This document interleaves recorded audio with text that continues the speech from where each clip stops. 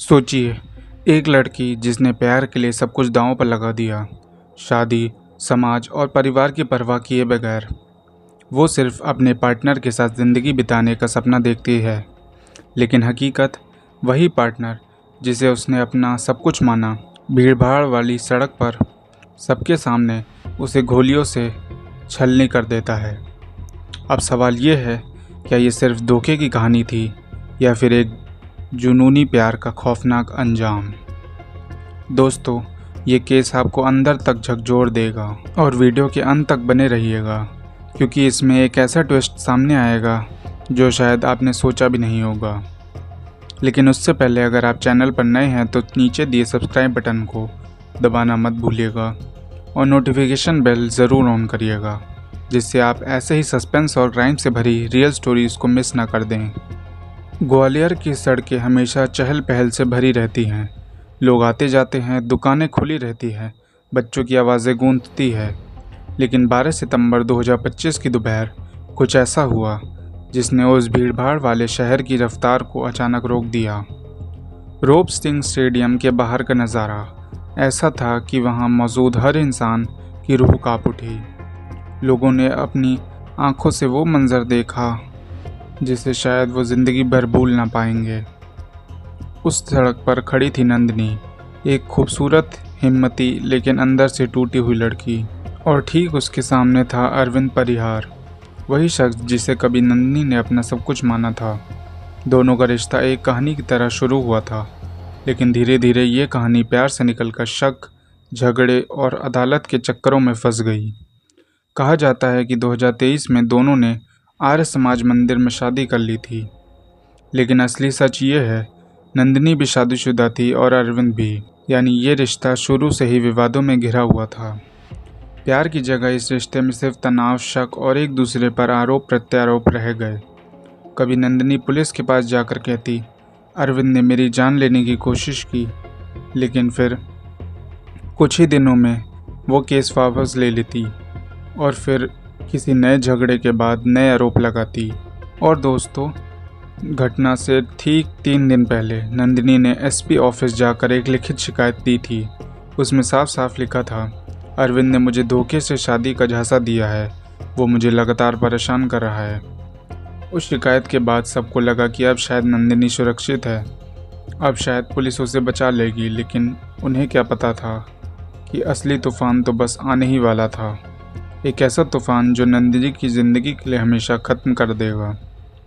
12 सितंबर की दोपहर, ग्वालियर का रोप सिंह स्टेडियम, चारों तरफ भीड़, बच्चे खेलते हुए, लोग खरीदारी करते हुए।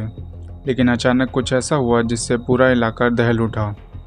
सड़क पर अफरा तफरी मच गई। लोगों की नज़रें उस एक शख्स पर टिक गई, अरविंद परिहार पर। चेहरे पर गुस्सा, आंखों में खून उतर आया है। भीड़ के बीच उसने अचानक अपनी कमर से पिस्तौल निकाली। लोगों ने शायद सोचा कि वो डराने आया है, लेकिन अगले ही पल ढाएं ढाएं ढाएं गोलियों की गूंज ने पूरे माहौल को सन्न कर दिया। नंदिनी, वही लड़की जिसे उसने कभी अपना सब कुछ कहा था, गोलियों से छलनी होकर सड़क पर गिर पड़ी। चेहरे पर, सीने पर, माथे पर लगातार गोलियों की बौछार। वो ज़मीन पर लहूलुहान पड़ी थी। आसपास मौजूद लोग चीख रहे थे। किसी की हिम्मत नहीं थी कि आगे बढ़कर उसे बचा सके। भीड़ इधर उधर भाग रही थी, लोग दुकानों में छिप रहे थे। लेकिन अरविंद, वो भागा नहीं। वो वहीं नंदिनी की लाश के पास बैठ गया। हाथ में पिस्तौल थी और चेहरे पर अजीब सा संतोष, जैसे उसने अपनी जंग जीत ली हो। कुछ ही देर में पुलिस मौके पर पहुंची, लेकिन अरविंद ने हथियार डालने से साफ इनकार कर दिया। उसकी उंगली अब भी ट्रिगर पर थी और वो पुलिस को भी चुनौती दे रहा था। हालात इतने बिगड़ गए कि पुलिस को आंसू गैस छोड़नी पड़ी। धुएं और अफरा तफरी के बीच पुलिस ने बड़ी मुश्किल से उसे काबू में लिया, लेकिन तब तक सब खत्म हो चुका था। अस्पताल ले जाते वक्त नंदिनी की सांसें टूट चुकी थी और उस दिन ग्वालियर ने अपनी आंखों से एक ऐसी वारदात देखी जो हमेशा लोगों की यादों में डर और सवाल छोड़ जाएगी। पुलिस ने आखिरकार अरविंद को गिरफ्तार कर लिया, लेकिन दोस्तों, असली कहानी यही ख़त्म नहीं होती, क्योंकि अब भी कोई सवाल जिंदा हैं।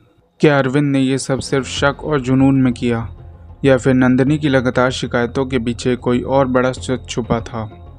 और सबसे बड़ा सवाल, अगर पुलिस ने नंदिनी की ताज़ा शिकायत को गंभीरता से लिया होता तो क्या आज ये खून टल सकता था? क्या आज नंदिनी जिंदा होती? ग्वालियर की सड़कों पर बहा वो खून सिर्फ एक लड़की का नहीं था, बल्कि सिस्टम पर एक सवाल था। एक ऐसा सवाल जिसका जवाब शायद कभी साफ ना मिले। नंदिनी, एक लड़की जो कभी प्यार के सपनों में खोई थी, फिर धोखे और हिंसा के जाल में फंसती चली गई और आखिरकार बीच सड़क पर गोलियों के शिकार हो गई। उसकी ज़िंदगी अब एक अधूरी कहानी है, एक कहानी जो प्यार, शक और धोखे के बीच सदा सवाल बनकर रह जाएगी। दोस्तों, अब बारी आपकी है। आपको क्या लगता है, क्या ये सिर्फ एक जुनूनी आशिक की हैवानियत थी, या फिर इसके पीछे कोई ऐसी साजिश छुपी है जिसका सच अभी सामने आना बाकी है? अपनी राय कमेंट में ज़रूर बतलाइएगा। अगर ये कहानी आपको सोचने पर मजबूर करती है तो वीडियो को लाइक ज़रूर करिए, दोस्तों के साथ शेयर करिए और ऐसे ही सच और रहस्यों से भरी कहानियाँ सुनने के लिए चैनल को सब्सक्राइब करना मत भूलिएगा। मिलते हैं अगली वीडियो में, तब तक के लिए धन्यवाद।